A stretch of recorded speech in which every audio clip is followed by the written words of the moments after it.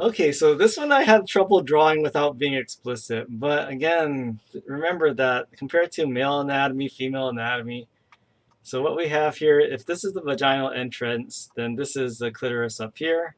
So a common misconception, the urethra is not in the clitoris.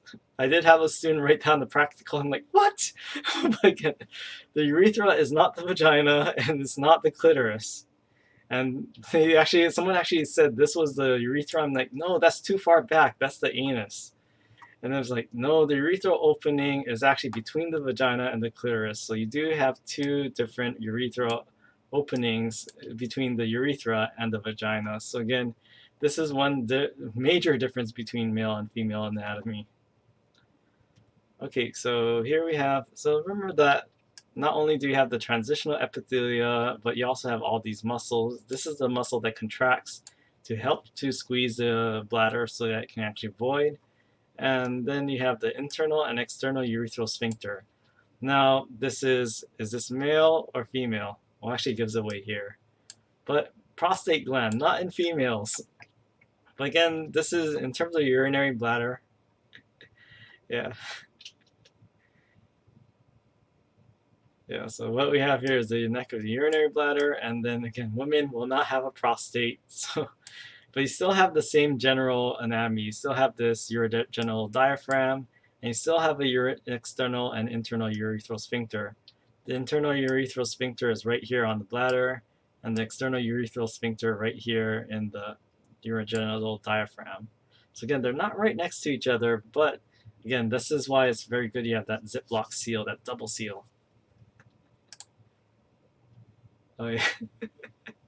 Yeah, so use the bathroom before labor if you can, and yeah, but if it's happening and you can't, well, you gotta expect it, and maybe you want to inform your partner before, like, yeah, that stuff can happen. Maybe don't eat Taco Bell near your due date. I don't know. But okay, so urethral sphincter. So the internal urethral sphincter with that micturition reflex, and then that external urethral sphincter, that's the one you can control. That's the one you're holding on to dear for life. Say you're stuck in like that, or during normal times. Remember that was it? If you're trying to going from UH all the way back to Eva Beach and Makakila and waiting 2 hours in traffic, and like, oh my god, I shouldn't have had that soda and energy drink. That's the one you're clenching on for dear life and contracting while you're keeping that diameter small. You're holding on to until you're finally at home, and then you can finally void. So again, internal urethral sphincter is that smooth muscle. So it's involuntary. Again, this is why babies and toddlers and infants have trouble holding on to it. Why?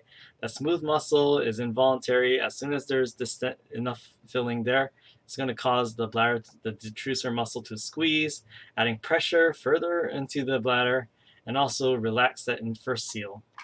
And sympathetic contracts and parasympathetic relaxes. So again, you don't want to urinate during sympathetic activity. And this is a good thing. I mean, remember, what's another classic non-pathological example of sympathetic activity? Exercise.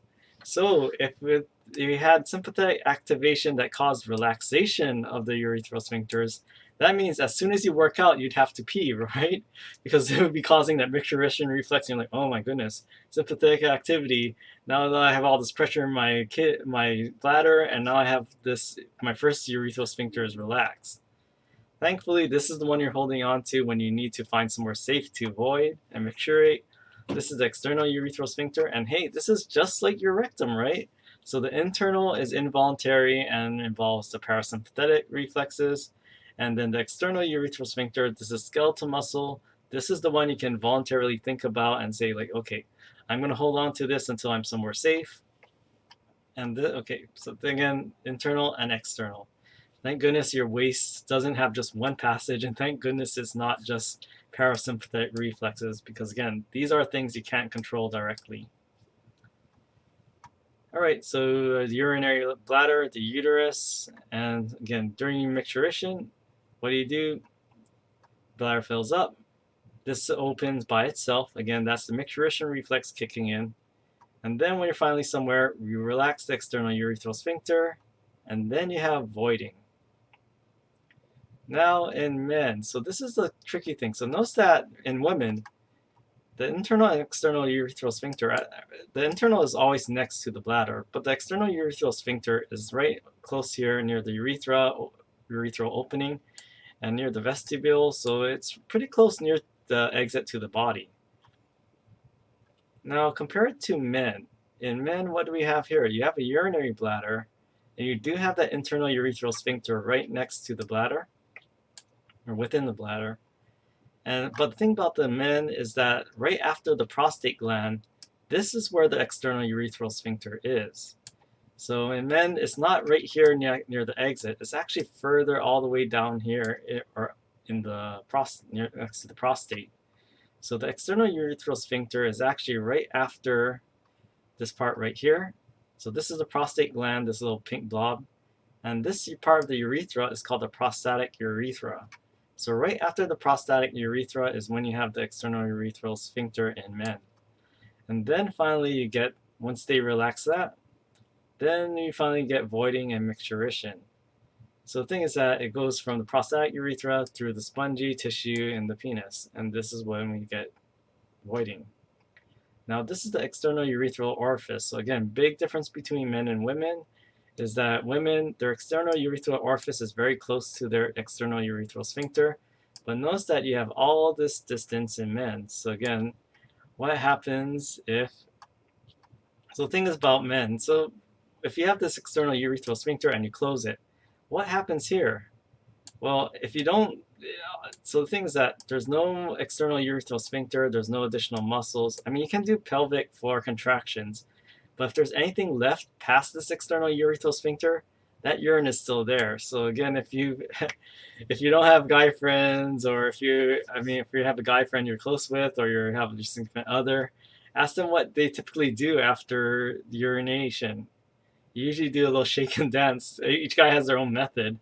But why? Again, that urethral sphincter, because it's all the way up here, anything here, if you don't squeeze it out or shake it out or do something to get rid of it, that can eventually leak out by itself.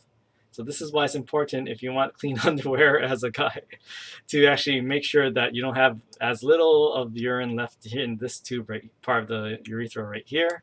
Because again, once you let loose here, it's by itself, you don't really control it. Yep, so that's why men do that little shake and dance after. But again, it varies between guys and different guys.